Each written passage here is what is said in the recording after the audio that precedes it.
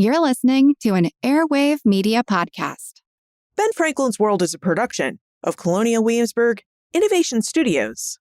The idea was that the frontier would be settled by people from the United States and, of course, from Mexican people in an attempt to defend the region. So, yes, definitely Mexico opened the door to the entry of a population who later on wanted to remain separate from Mexico.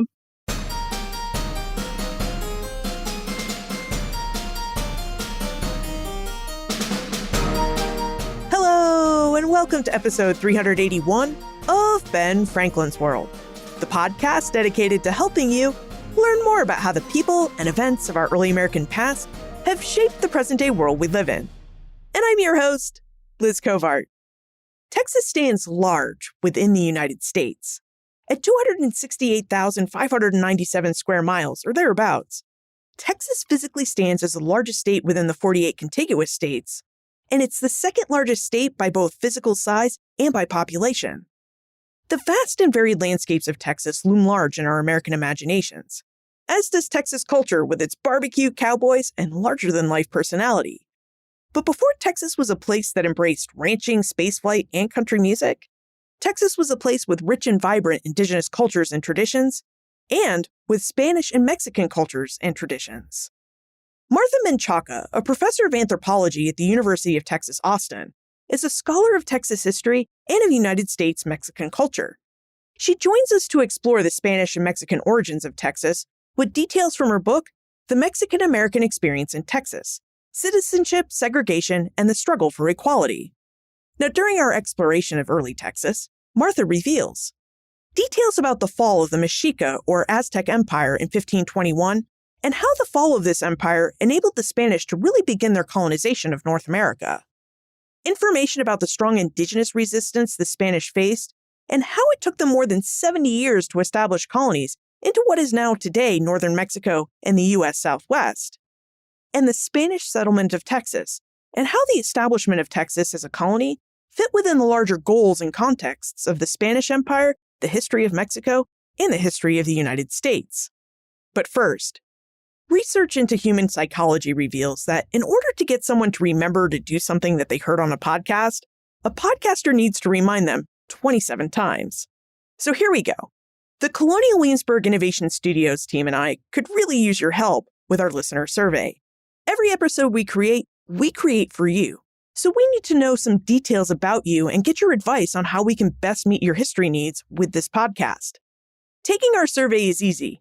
Just visit benfranklinsworld.com/survey. That's benfranklinsworld.com/survey. I think we're getting close to our 27 reminders, but I'll be sure to remind you later in this episode. All right, are you ready to explore some of Texas's early American past? Let's go meet our expert guide.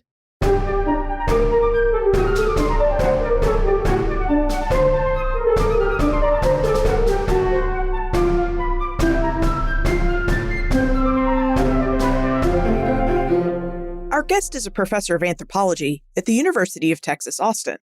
She's a specialist in the history of Texas and in U.S. Mexican culture. She's the author of numerous books on these topics, including her most recent book, The Mexican-American Experience in Texas: Citizenship, Segregation, and the Struggle for Equality. Welcome to Ben Franklin's World, Martha Menchaca. Thank you. So Martha's latest book, The Mexican-American Experience in Texas, offers us an overview of Mexican-American social and economic experiences in Texas from the Spanish colonial period to the present. Martha, as we're a podcast about early American history, we're really interested in Texas's relationship with that Spanish colonial period. So would you tell us a bit about Texas in this early American context? Well, the settlement of Texas during the Spanish period was part of a royal plan to extend what was then called New Spain, or Mexico today, into what today is the Southwest. The colonization project began in New Mexico. Then it was followed by the plans to settle Arizona and Texas at the same time. And then later on, California. California was more difficult because of the weather storms that were very common along the coast. So it was part of the movement up of the Spanish Empire. But what was very difficult for Spain was that the indigenous population was very hostile and they were preparing for intruders. It was a frontier area that many people did not want to venture into because of the fear of death, basically. And in the interior of Mexico, they had made alliances with the largest nation. They pretty much had dominated from the central area, the Aztec area, down to the Maya region in southern Mexico. But it took them about 70 years up to the 1590s to really conquer the northern region, the Chichimeca region, which was north of Mexico City, today Tenochtitlan, and then bordered what today is the Southwest. Those indigenous populations had already known about the Spanish, and there were many nations, and they were not prepared to negotiate with the Spanish. So it took quite a while. So not until the Chichimeca region was conquered could settlements be moved into what today is the Southwest. And Texas was one of those regions that was successful. It sounds like the Spanish were going to undertake and actually settle these northern areas of New Spain, which is that territory that sits north of Mexico and sprawls essentially from the U.S. West Coast into the Mississippi River Valley. It sounds like they were really reluctant settlers because of both the expansive and at times very difficult geography that would have needed to be covered to find settlements, and because you have a lot of indigenous nations that are preparing for Spanish intruders and are resistant to the idea of the Spanish creating settlements in their territories. This region that they're trying to settle does include Texas. So would you tell us more about Spanish attempts to create settlements in what we know today as Texas? They began through a process called, I would say, stepping stone through the Chichimeca region. And the stronghold or the major region was what today is called the San Juan complex, in which the three missions and then a presidio were established there in the San Juan area. And then from there, this is where attempts were initiated to further explore Texas and then bring settlers from San Juan later on into Texas, which Los Adeos in 1716 and 2 years later to San Antonio. There had been earlier attempts of the Spanish to establish colonies in the 1690s due to the French were claiming what is Louisiana and they were trying to move into Texas. But the early attempts of the French did not succeed. And so once the French were temporarily out of the picture, then Spain decided to not continue further that far from Mexico City. So that's why the establishment first began in San Juan Bautista, which is by present-day Guerrero City in Mexico. But then a few years later, around 1710, the French were very successful in establishing Natochitos, which is located along the Texas-Louisiana border. And when Natochitos succeeded, therefore, it became important for Spain now to establish other settlements, and they needed to establish settlements quite quickly. And that's when Los Adeos in the northeast was established to counter or compete with the French that were in Natochitos. San Antonio was then established in 1718, and then La Bahia along the coast. Now that we have this overview of how and where the Spanish moved into early Texas, and the fact that they were doing it in part because of their colonial rivalry with France, I wonder if we could take a further step back from this settlement and talk about why Spain wanted to be in this region of New Spain. We know that Christopher Columbus sailed on the behalf of Spain in 1492. He landed on the island of Hispaniola, and then he spent a lot of time in the Caribbean. Was it through Columbus or someone else that the Spanish developed this idea that what they had really found was a continent and that they'd really like to have a large presence on this North American continent? The Spanish had been exploring what is Texas and North America going back to the 1520s. Earlier before that, there were explorations that there was a continent there. But the first sustained exploration was the Pánfilo Narváez exploration of 1527, which ended in failure because the Indians of Florida basically forced the Spanish to retreat. And then when they were sailing around Florida, there was an ocean storm, which caused the ships to be wrecked and destroyed. But one of the ships made it to what historians believe is Galveston.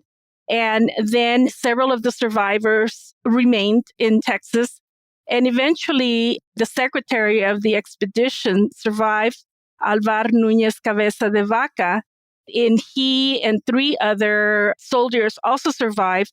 And after a long story of being taken hostage by the indigenous people in Texas, most likely the Carancawas, they were allowed to leave and to return home.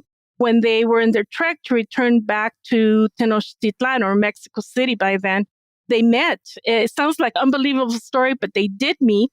They found each other and they were just trying to return back to Mexico. Eventually, Cabeza de Vaca wrote a book, Naufragios, or Castaways and Shipwrecks. I believe that's the full name in English, which chronicled the account of the Pánfilo Narváez expedition. Today, historians believe that, of course, he exaggerated some points in terms of giving himself much more grandeur role when it was his fellow compatriots, and especially an enslaved man called Esteban, who actually was the one that knew how to get back to Mexico. As we've been talking, we have been referencing some very powerful and very vibrant Indigenous nations and communities that live in this area between Mexico City and into Texas.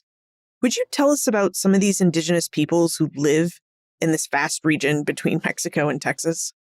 At the time that the Spanish arrived in Mexico, they arrived along the southern coast in the Maya region, and then they moved through the Gulf of Mexico. And as the Med indigenous people, they were told that in central Mexico were kingdoms in what today is the Valley of Mexico or today's Mexico City, which was called the Aztec Empire, controlled by the Mexica nation, and that they were very powerful. And what we know today is that the Aztec Empire was composed of a confederation of states. So they were told that in Mexico City, there were great cities, wealth, and that if they would be able to convince the Aztec to become their allies, the Spain would be very fortunate in conquering such a powerful nation. But the fall of the indigenous people was that many of the people outside of the Valley of Mexico or the Aztec Empire, they did not want the Aztec Empire to expand into their regions. So many of these nations became allies of the Spanish. Well, there were many nations, and they assisted the Spanish to wage war against the Aztec nation, which took about 3 years for the Aztec to fall. So it wasn't like one battle that took place, but it was a ongoing battles that lasted about 3 years. In graduate school, I graded both halves of the Mexican American History Survey.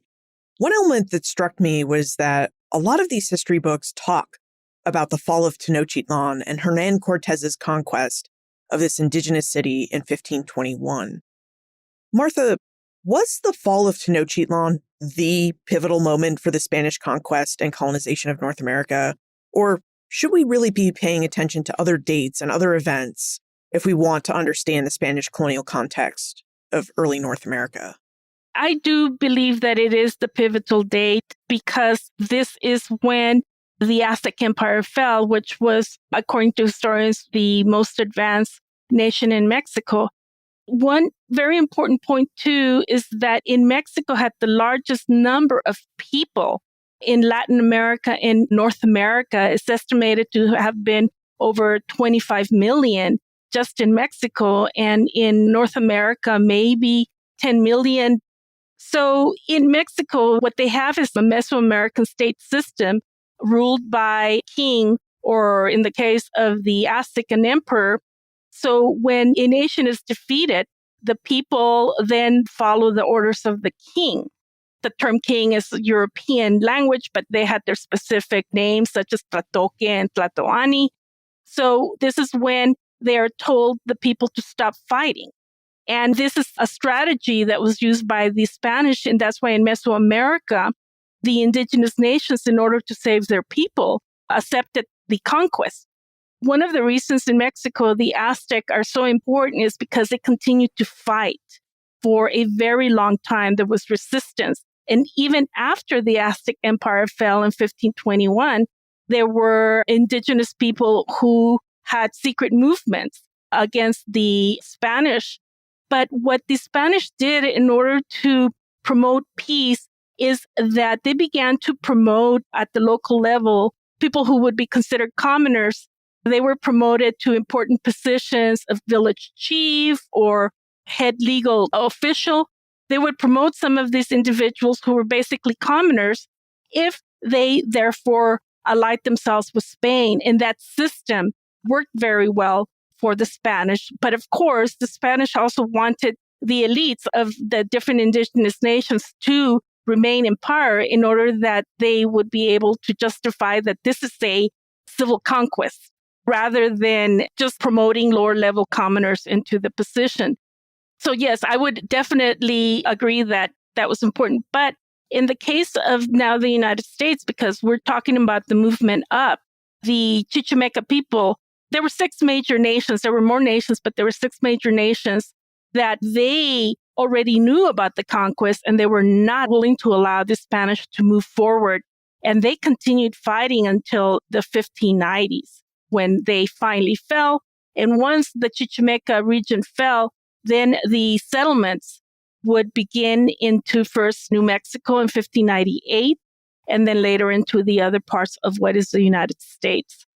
Could we talk more about indigenous resistance to Spanish settlement north of Tenochtitlan, or what we know today as Mexico City?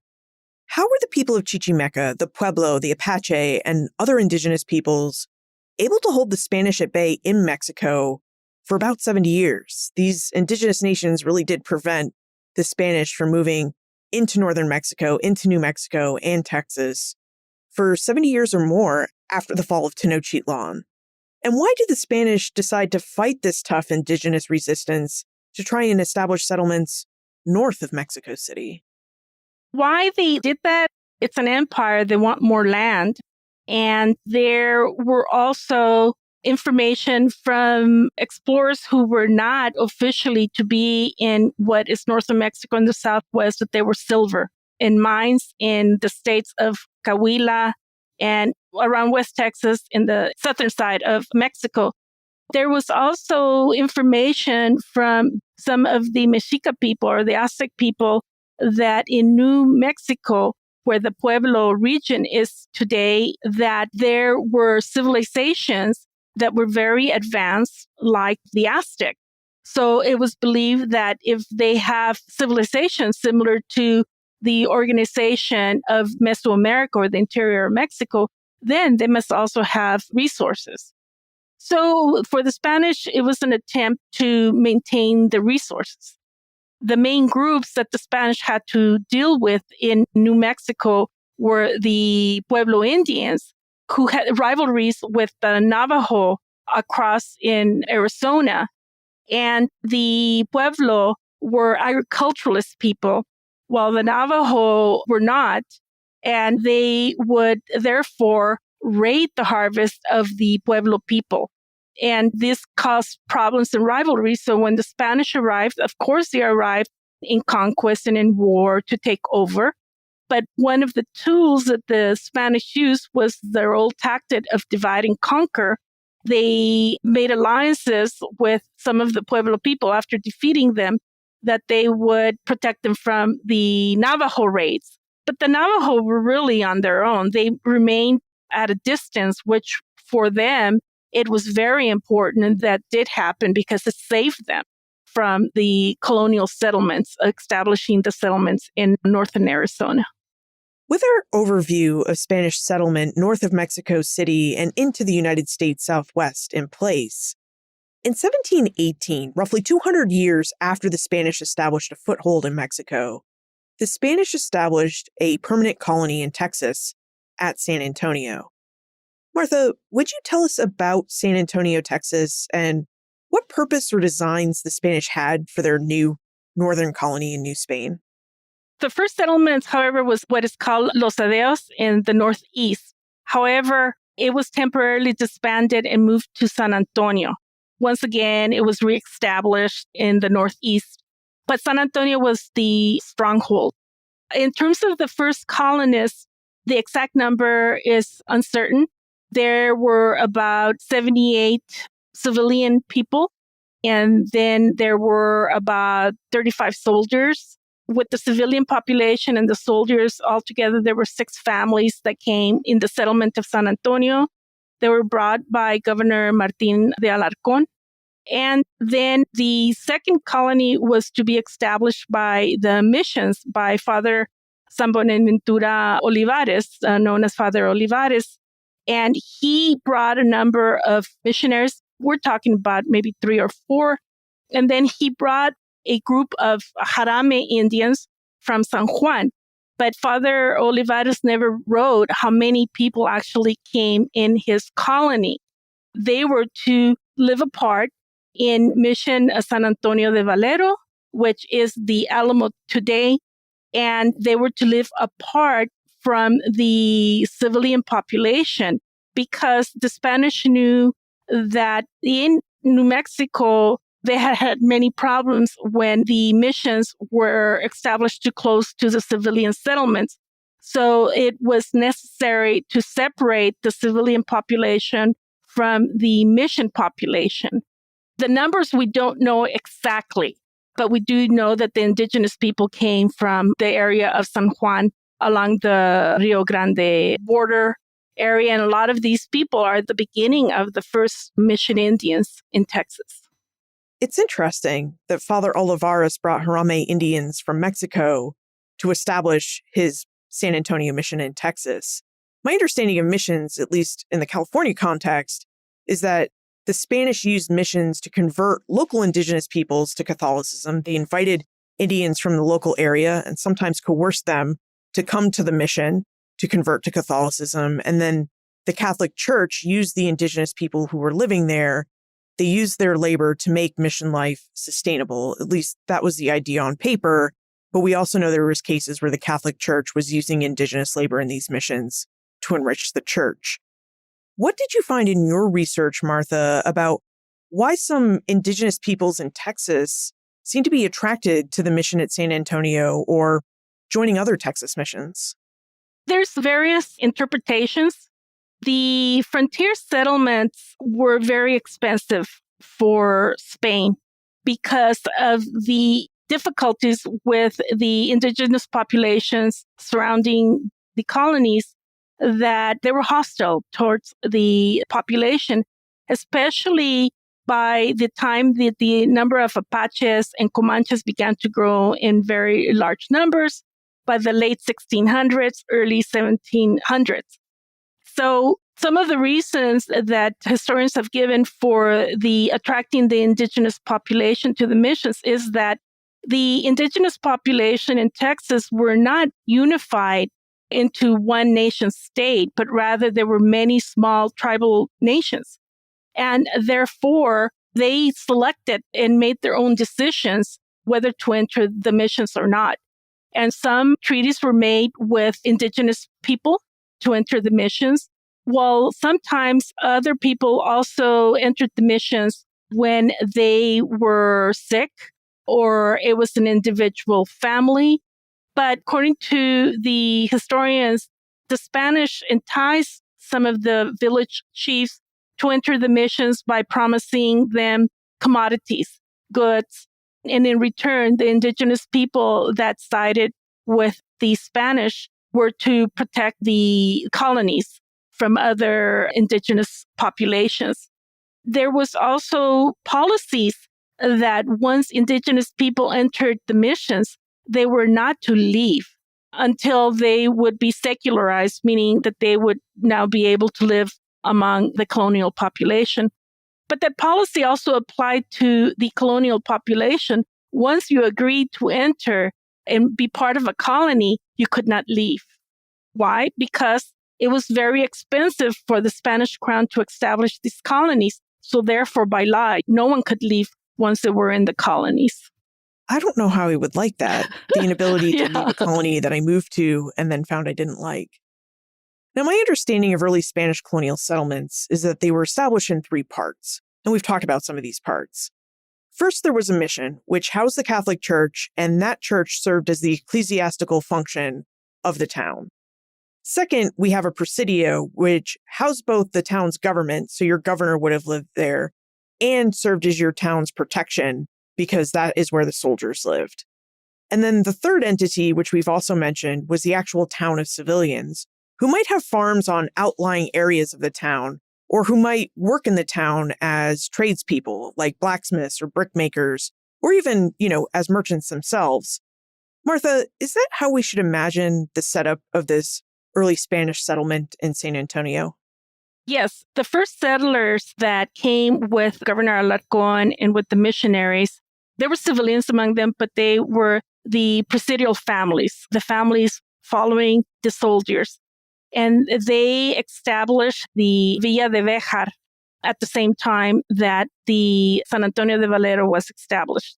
But according to the records, is that most of these people were either criollo, second, third generation frontiers people, and that the majority of them were mixed race people, that they were mestizo or afro-mestizo. Afro-mestizo is the term for various mixtures of Spanish, Indian, and white. But in the 1730s, the colony was sent from the Canary Islands to San Antonio to govern the colonial population that was already in San Antonio. And this colony believed that they should have superior rights over the first settlers because they had been given royal orders to establish the town council and then to establish the Villa de San Fernando. So they attempted to exclude the first settlers, and many historians have stated that their exclusion was based on the first settlers were mixed race people, as opposed to that they considered themselves Spanish when they were really from the Canary Islands. So there was major conflicts that eventually ended when the children of the Canary Islanders and the children of the first settlers intermarry. And the 2 separate villages of San Antonio eventually merge into just what is considered San Antonio. But you have the different districts of where the Canary Islanders originally lived and then where the presidial families lived. I know we'd like to talk about the structure and governance of settlements in colonial Texas, but I'd also like to highlight a difference that I'm hearing in the establishment of colonial settlements. So in the British and East Coast contexts of early American history, we know that Europeans came to North America and they established communities just like those they'd left behind in Europe. So we'd see English farming villages in New England or Virginia, or a German community in Pennsylvania, or even a Dutch community in early New York, New Jersey, or Delaware. And over time, we know that these early white Europeans married each other, and then their sons and daughters moved west into the interior of North America, especially during the 19th century. Whereas the story of Spanish colonization in North America sounds different.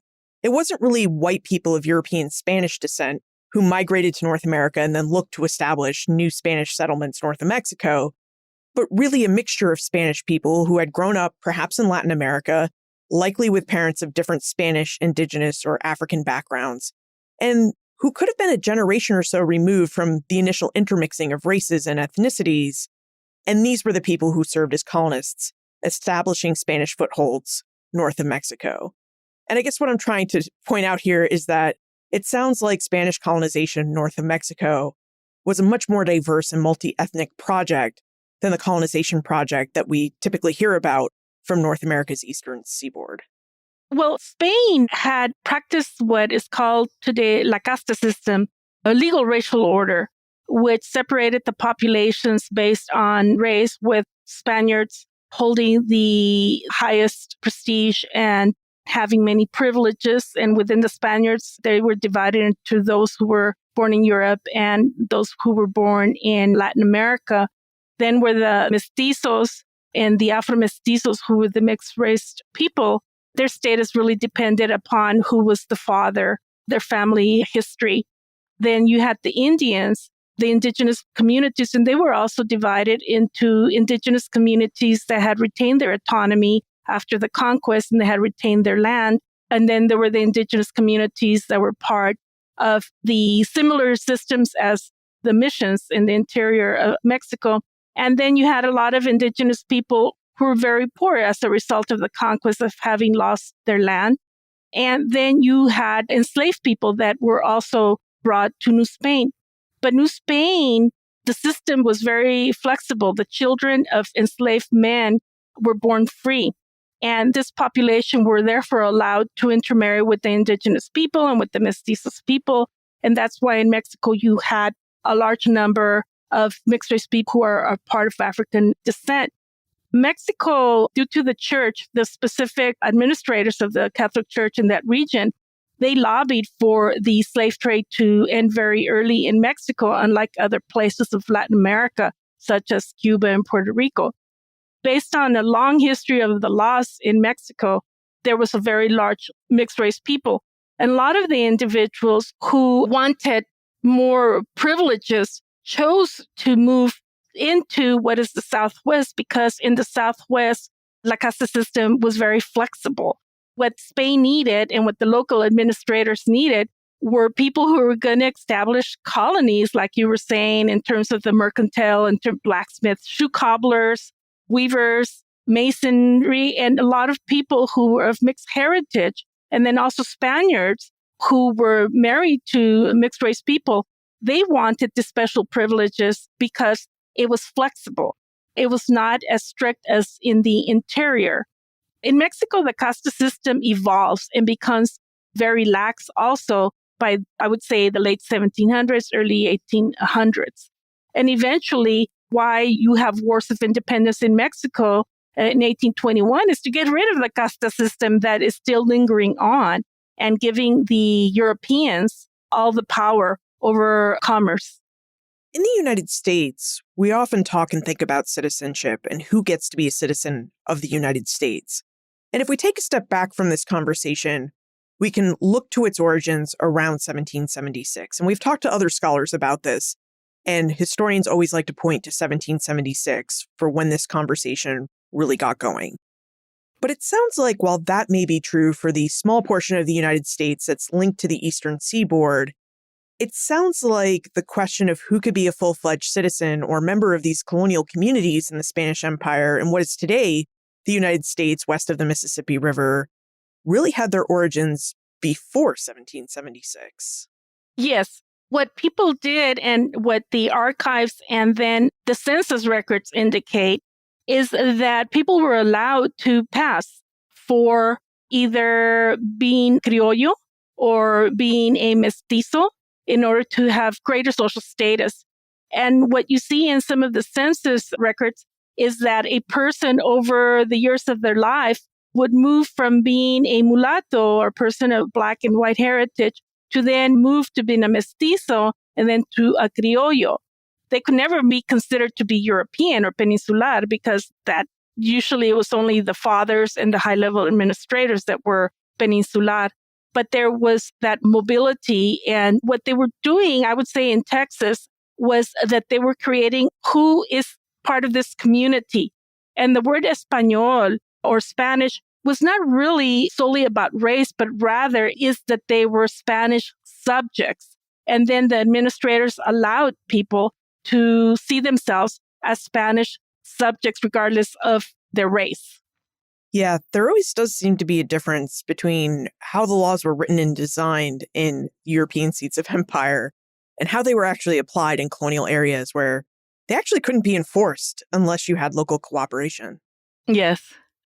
Martha, you mentioned the wars for independence. And before we get into those wars and what it meant for the United States, we should take a moment to thank our episode sponsor. The Colonial Williamsburg Innovation Studios team and I would really like to get to know you better. Rather than being a nameless, faceless download number, please take our listener survey and help us get to know you as a real person. In our survey, you can also tell us what you like about Ben Franklin's world, what you dislike, and what show features you'd like to see us add or change. The Innovation Studios team and I produce this podcast for you. So please visit benfranklinsworld.com/survey and tell us how we can better serve you. Let us know your thoughts about this show. Visit benfranklinsworld.com/survey. That's benfranklinsworld.com/survey. Thank you for taking our survey. And I think we're getting closer to the 27 reminders I need to give to help people remember to take our survey. Martha, I wonder if you would tell us a bit about how Mexico and Spain governed their colonies in Texas and in what is now the United States Southwest. What was the structure of governance that people in Texas and the Southwest eventually dismantled when there were these Mexican wars for independence between 1810 and 1821? Well, Latin America was divided into what is called 5 audiencias, or 5 governing districts. And then the administrators of each district would then interpret the laws. Then Spain had the Council of the Indies, which would oversee the establishment of the laws in Latin America. Mexico was Latin America's or Spain's main region of control because it was the wealthiest and the most highly populated. And they had the viceroy lived in Mexico City. So the viceroy, his power or authority changes over time from being total control of New Spain to just having control of Mexico City. So it really changes over time in terms of at the local level when the advisors of the viceroy and the committees of all the different districts or what would be the states today, what power they had. But the main control, of course, always came from the king. And then the Council of the Indies, which had one main administrator that had the most power. And then they, of course, had the viceroy who governed New Spain. And they also had a second viceroy other times in Latin America to cover Peru and the other regions. But then over time, also the military system changed to give greater control to the military and away from the administrators, because by the mid-1750s, late 1770s, the criollos, who were native-born Spaniards, were gaining a lot of control over the population. And Spain wanted to curtail their power. So they instituted a military system, which placed the military to oversee all of these councils and the power of the criollos. And this really angered the criollos because they were attempting to gain more power, and then the crown was going in the opposite direction. This sounds like a familiar story for those of us who live in the United States, because these events sound similar to events during the American Revolution, where British American colonists engaged their imperial government in a debate about home rule and who gets to rule at home. And it sounds like there was a similar debate that took place within the Spanish Empire between the criollos and the Spanish government. Exactly. And then when the military was given more control, Spain began to place more restrictions over trade in Latin America between the different nations. And then also Spain was in conflict with Great Britain and eventually the United States, and then with France. And this was causing a greater taxation of Latin America. And with Mexico being its main colony, the taxation was growing. And so with the Mexican people, with the taxation, the greater restrictions on the criollos, and then the masses saying, why do we even have a casta system? The preparation for independence was brewing. And it had already started in other places in Latin America. But Mexico, since it was the most important colony or the wealthiest colony of Spain, it was central to Spain not to lose Mexico. And yet, Spain did lose Mexico. 300 years after the Spanish conquered Tenochtitlan in 1521, the Spanish period of governance in Texas and Mexico came to an end with Mexican independence in 1821. Martha, would you tell us about Mexican independence and the types of rights that the people of Mexico were fighting for? The call for independence took place in 1810, issued by Father Hidalgo, and he called for the overthrow of Spanish rule or tyranny and the end of the casta system. Of course, Spain squashed the independent movement, but it couldn't stop it. Then one of the major events that takes place is 1810, in which France has invaded Portugal and Spain and kidnapped the monarch, that then the Spanish parliament takes over, and they do not want to lose Mexico or Latin America. So they hold constitutional reforms, conferences. A lot of this is based on administrators from Mexico talking, and then they will have the conventions where more people participate. They're doing this while the king is away. And what they plan is to give the people of Latin America citizenship. But the question is the differences of opinion of the Spaniards versus the people of Latin America. The Spain only wanted to give indigenous people citizenship and Spaniards because they believed that the indigenous people were the majority and they wanted to cater to them. They knew that without the indigenous people, they would lose the colonies. So they wanted to give them citizenship. But the Spanish did not want to give citizenship to any of the mixed race people, the mestizos and the Afro-mestizos, because they said in the conventions of Cadiz State that their concern was that the mixed race people would become the representatives of the indigenous people.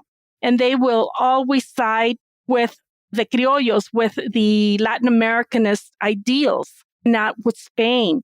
So there were the major debates about not allowing mixed race people to be citizens, but eventually it was concluded that they would be allowed to be citizens. There was an issue, however, of people of African descent that only if they were in the military would they automatically get citizenship. But then they would have to come and apply for citizenship if they were respectful people. That was the provision for people of African descent. But once Mexico obtains its independence in 1821, it establishes many of the ideals of the American Revolution in terms of the court system, the separation of the House and the Senate. But the main difference is that citizenship is given to all people, irrespective of race. And this included in the Southwest, the Native American people who were still hostile towards the Spanish, such as the case of Texas, the Comanche and the Apache. So that is the major difference with Mexican independence, is that there was an evolutionary process to extend citizenship to everyone very early on. When we zoom out and look at the Spanish Empire as a whole, Texas really seems to be this far-flung outpost that played a minor role within the far-flung and large Spanish Empire. But once Mexico achieved its independence in 1821, how did the role of Texas change? What was the role that Texas played within the much smaller Mexican nation? Texas, one can say in terms of the general history of Mexico, played a minor role as it was a frontiers colony. It was not like Mexico City where the vast fortunes were established. The significance of Texas is that the United States is located so close to Mexico, and Texas is the border area. And the United States was very much aware of the natural resources that Texas had. The Spanish, during the Spanish period and the Mexican period, especially the missionaries, but also the colonial populations, they had brought large herds of animals, thousands upon thousands of cattle and horses. And the United States knew this, that Texas was rich in natural resources and all this animal stock that had been brought in by the Spanish and Mexican people. So very early on, when Mexico in 1810, a couple of years later, the revolutionaries were attempting to obtain aid from the United States to help them fight for independence, the United States was willing to provide aid to Mexico if, after the War of Independence, Texas was turned over to the United States. And the revolutionaries said, no, this is Mexico. And that did not go forward. And from that period on, there were attempts by the United States, which eventually leads to the annexation of Texas to the United States a few decades later. But the cattle industry, the growth of the cattle in Texas is a major reason why this industry was important for the United States. One of the curious things about Texas history, at least to me, is that Mexico tried to use Texas as a buffer region between itself and the United States. As you say, Texas occupied this region between the westward expanding United States and the newly independent country of Mexico. And so to create this buffer region, Mexico went ahead and invited Stephen F. Austin and other Anglo-Americans to settle in Texas as Mexican citizens so that they could serve as this buffer between the two countries. Yes, once independence took place, Mexico needed the settlers to protect the frontiers from the indigenous populations. What we have in Texas is not just the Comanche and Apache, but many other tribes had moved in to the region, especially to North Texas. So Mexico then opened up its immigration to the United States. Spain had prohibited immigration from Mexico, but it was in the process of shifting too, because Spain had given a contract to Moses Austin, Stephen Austin's father. But the idea was that the frontier would be settled by people from the United States and, of course, from Mexican people in attempt to defend the region. So yes, definitely Mexico opened the door to the entry of a population who later on wanted to remain separate from Mexico, especially once Mexico began its constitutional debate over slavery in 1824. In 1824, it gave all the states in Mexico to determine whether to abolish slavery immediately or not. By that time, Texas had a large number of Anglo-American residents, about 2,000, and they favored slavery. So what ensues in Texas is the debate over slavery, in which Mexico completely abolishes it in 1829, and the Anglo-American settlers felt betrayed because when they first began to immigrate to Texas, slavery had been allowed. So the eruption over slavery does become the main contention between the Texas independent Anglo-Americans when they're seeking independence and then the Mexican government. There were a lot of negotiations that took place in between, but the point that led to the separation was this major debate over slavery. There were other issues dealing with taxation, but those were the compromises later on that Mexico made in 1830 to prevent dissent in Texas. There was also issues over land that the Anglo-American population, those people who had not immigrated and registered themselves in the empresario offices that they were immigrants from Texas, they were not to receive land. But then Mexico amended that when, they were outnumbered by the number of settlers that had come in. It's estimated that by around Texas independence, there were at least 30,000 Anglo-American settlers that were now living in Texas. And the Mexican population is estimated around 7,000. Texas did develop into this largely Anglo-American region of Mexico. And as you mentioned, there were several disagreements and contentions between Mexico and the people living in Texas, with slavery being the most major contention. So in 1835, the people of Texas fight a war for independence, and Texans secured their independence from Mexico.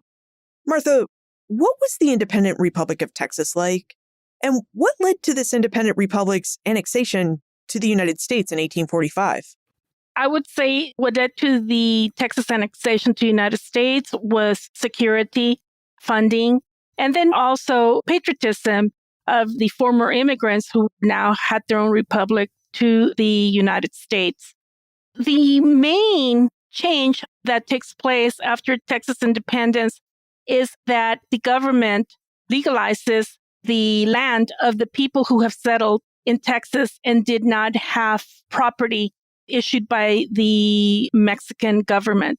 So they're given land. The process is not completed until about 1840. But then also the government declares that all people living in the Republic of Texas are citizens as long as they were not Black or Indian. And Indian was defined as being more of mission Indians or part of the indigenous populations who were not part of Mexico. So citizenship and land were two of the most important aspects that changed after Texas obtained its independence. What followed was a lot of legal battles over land. Where were the boundaries of the land grants? Many Mexicans had to go to court to have their titles perfected because people were settling on their land. A lot of these issues over the legality of the Mexican land grants are really not settled until Texas becomes part of the U.S. government and the laws of the United States are placed in terms of contracts. Indeed, in the courts state you just can't take people's land. Because this also affected the very early Anglo-American settlers who had obtained their land grants during the Mexican period. They had the same exact titles as the Mexican people. Those were changes that took place during the early republic too. They had to settle marriage law. The Anglo-American settlers had married under Mexican law. So it was necessary to uphold Mexican law in terms of marriage, because if not, children who were born in families that had been contracted during Mexican rule would be considered illegitimate and they would not be able to inherit from their parents. So marriage law changed. That was very important for the Afro-Mexicanos because when the marriage laws were upheld to be legal, the Texas Republic and then later on the U.S. had to accept that if people who were white had married Black people or people of partial African descent, those marriages were legal. Those laws, of course, are later on amended by the U.S. Supreme Court after the Civil War, but those were important points. Transfer of money in terms of the Anglo-American population, purchasing the stores and property of the Mexican population, and changes begin to take place. The Mexican population becomes a minority population. Slavery also increased during the Texas stage of a republic. It's estimated that it had been 5,000 enslaved people owned by Anglo-Americans before independence, and it had grown within 20 years to over 55,000. So slavery increased substantially in Texas. The independent Republic of Texas was fairly short-lived. Texas became the 28th state of the United States in 1845. Martha, we've talked a lot about early Texas history, and my East Coast experience, mostly the Northeast Coast experience, has been that when we Americans think and talk about Mexican-American people today, we are typically talking about people who are just a generation or two removed from moving to the United States from Mexico. And in your book, The Mexican-American Experience in Texas, you make a really interesting point. So I wonder if you would tell us how you think our ideas about Mexican-American people today change when we consider that Mexican-American history is really part of the larger history of Spain, Spanish colonization in North America, and part of early Texas history. One of the reasons in my book that I started with the Spain is to examine the early colonial presence of the ancestors of the Mexican population. There's different interpretations of how many people exactly of Mexican descent were living in the entire Southwest. Estimates are around 100,000, but we're dealing from California to Texas. And then also part of the 100,000 are mission Indians, so a mixture. But the migrations of the Mexican people really increased radically during the Mexican Revolution of 1910, when thousands of people leave Mexico during the war. And what had taken place is that in Mexico, there had been a dictator, Porfirio Diaz, who, acting with U.S. businessmen, bankrupted the economy and got rid of basically all labor rights, which eventually led to a revolution. And this is where we get the names of Pancho Villa, Emiliano Zapata. So the Mexican American people are divided generationally. in terms of many people have their roots going back to the Spanish colonial settlements or the mission Indian populations. Other people go back to the period of the Mexican Revolution. And then up to 1964, the United States really wanted immigration from Mexico until it closed its doors. It was ongoing immigration. So many of the people whose parents came in the 60s, they will be first or second generation. And of course, due to that Mexico so close to the United States and the economy is very different, the immigration continues to be an issue of population movements. We should move into the time warp. This is a fun segment of the show where we ask you a hypothetical history question about what might have happened if something had occurred differently or if someone had acted differently.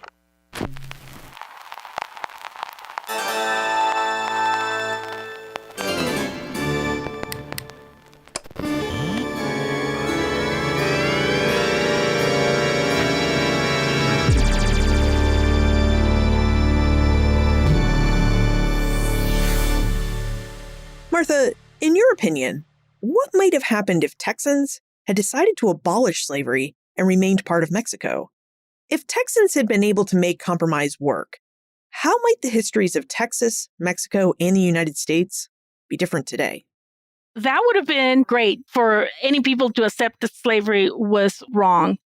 Of course, Texas would have remained part of Mexico, but, there were already Anglo-Americans in Coahuila. But there were other Anglo-Americans that became Mexican, people who immigrated at the same time as the Anglo-Americans into Texas. My personal perspective is that it wouldn't have mattered that the United States wanted to expand its borders to California and to Texas. So they would have acquired it anyway, because Mexico, after its independence, it developed and institutionalized a great philosophy in terms of political rights and citizenship, but it was bankrupt. It had very little money to protect itself. And after independence, the United States tries but takes the entire northern border region. And then France comes in the 1860s, trying to take over more of Mexico. So I would say that eventually the United States would have acquired Texas by war because of the natural resources that it had. Martha, now that your book, The Mexican-American Experience in Texas, is out in the world, what is your current research project about? Right now, I wanted to do some more detailed history on the settlers of San Antonio and try to use the writings of individuals who were not governors, who were not elites, but who were mid-level individuals who wrote, and then tried to use that history to write about the interactions of the community. What were their conflicts? What were the sources of community?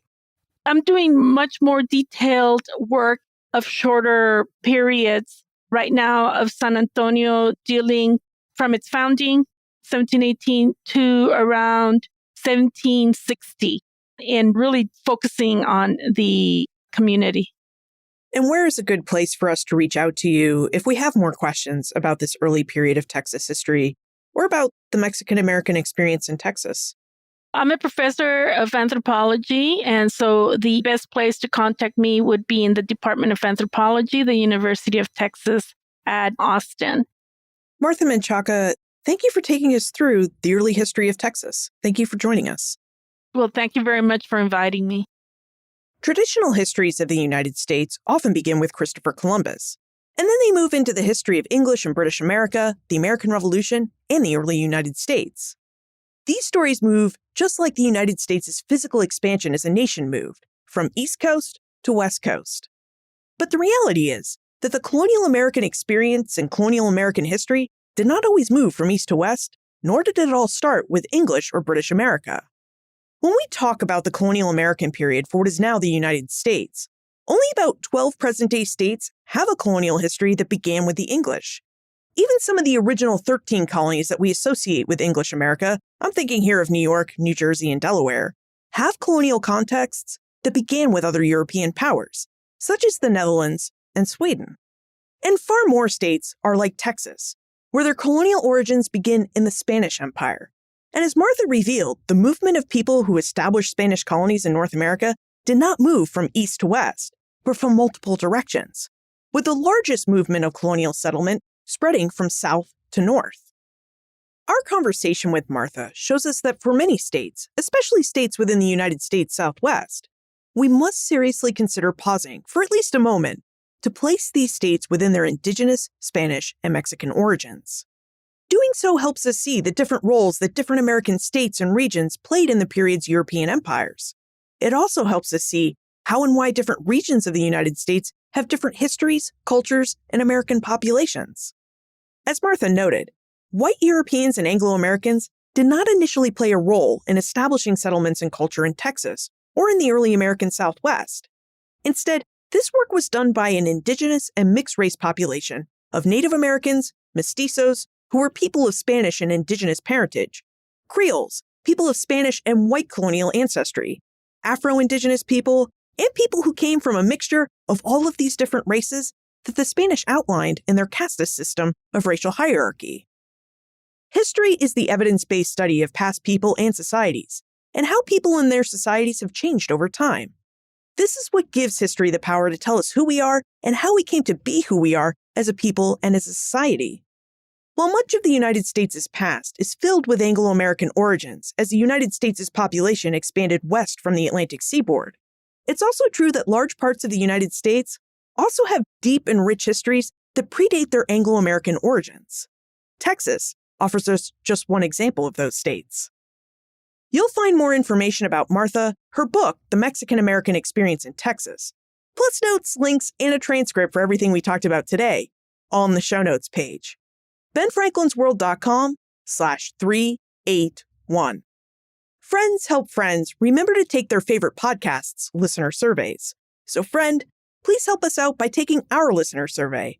You'll find the survey at benfranklinsworld.com/survey. That's benfranklinsworld.com/survey. Production assistance for this podcast comes from my colleagues at Colonial Williamsburg Innovation Studios, Katie Schinnebeck, Ashley Bachnight, and Morgan McCullough. Breakmaster Cylinder composed our custom theme music. This podcast is part of the Airwave Media Podcast Network. To discover and listen to their other podcasts, visit airwavemedia.com. Finally, we have many more states with French and Spanish origins that we need to cover. So which of these states' early American past do you think we should explore next?